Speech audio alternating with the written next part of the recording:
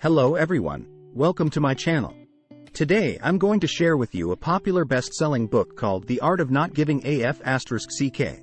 How to Stop Spending Time You Don't Have with People You Don't Like Doing Things You Don't Want to Do. This book has helped over 2 million New Yorkers find true happiness. It will lead us to understand the essence of happiness, find the root cause of anxiety, change wrong values, and ultimately live a happy life of our own. Part 1. The Essence of Happiness. Obtaining a sense of achievement in solving problems. First of all, the author tells us a cruel fact. The problems we face in life are endless.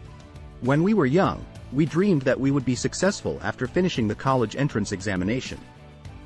When we grew up, we thought we would be happy for life if we had a successful career and a happy family. But the actual situation is that when one problem is solved, new problems and troubles will come one after another.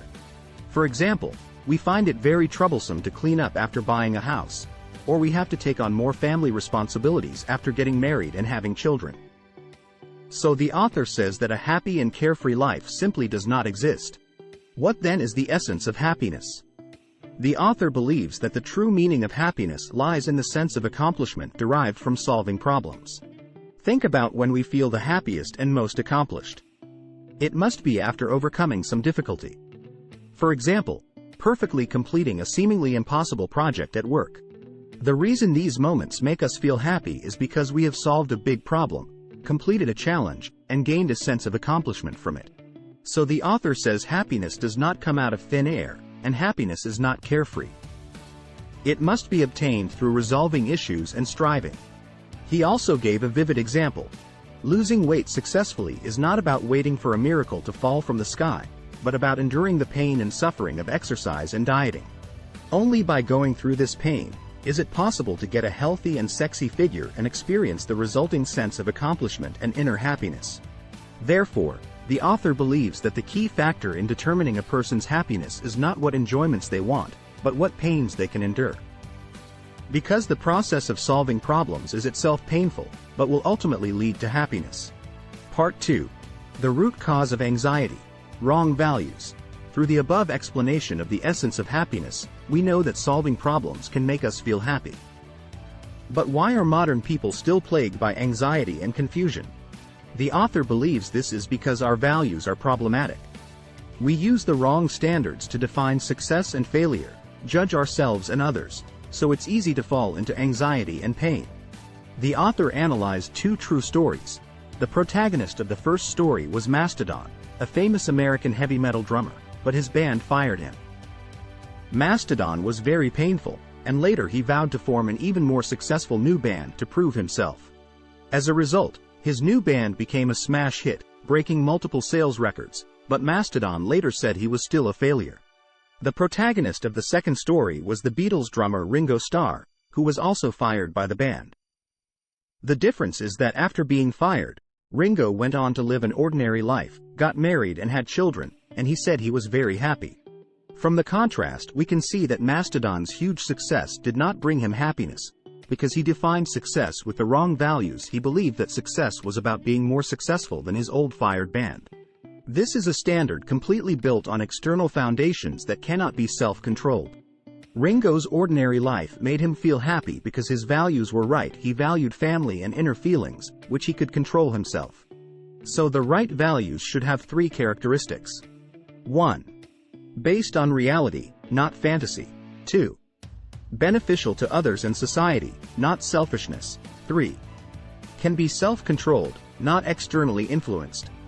For example, honesty is a proper value. It is based on reality, benefits others and society, and whether you are honest or not can be completely self-controlled. The author gave an example of himself. He bluntly gave his wife suggestions to modify her outfit, rather than flattering her. He did this because, compared to pleasing his wife, he valued honesty more. This behavior proves that he has the right values.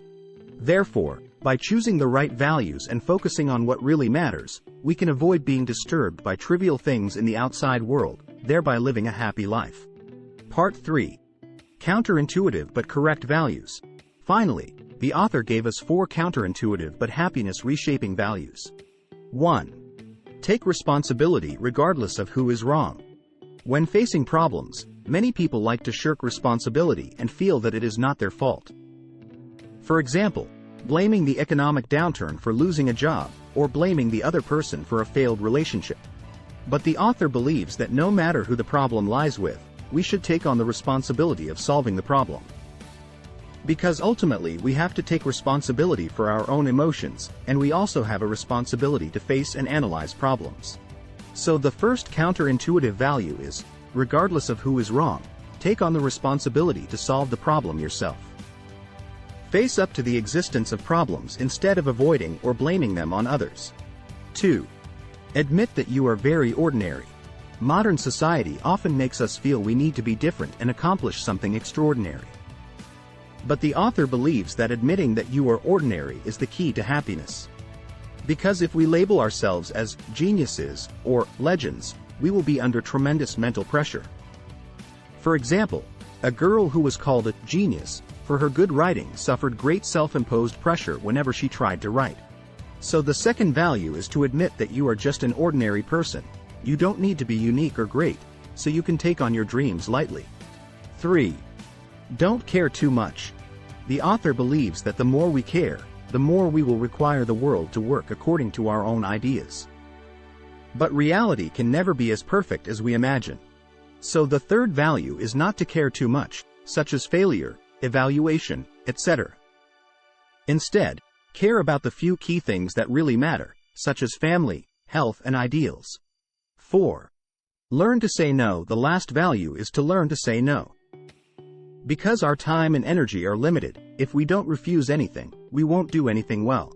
So we need to learn to say no, and refuse unimportant things, and focus our efforts on the most important undertakings in our lives. Only in this way can we achieve real success and gain happiness. The above are the 4 counterintuitive but correct values proposed in this book. Although these suggestions may seem shocking at first, they are actually very helpful for overcoming anxiety and finding happiness. The ideas in this book are well worth our study and reference. They can help us find the root causes of anxiety, change wrong values, and ultimately live a happy life of our own. If you want to further understand the content of this book and transform your mindset, I highly recommend you purchase the original book for learning. Thank you all for watching. See you next time.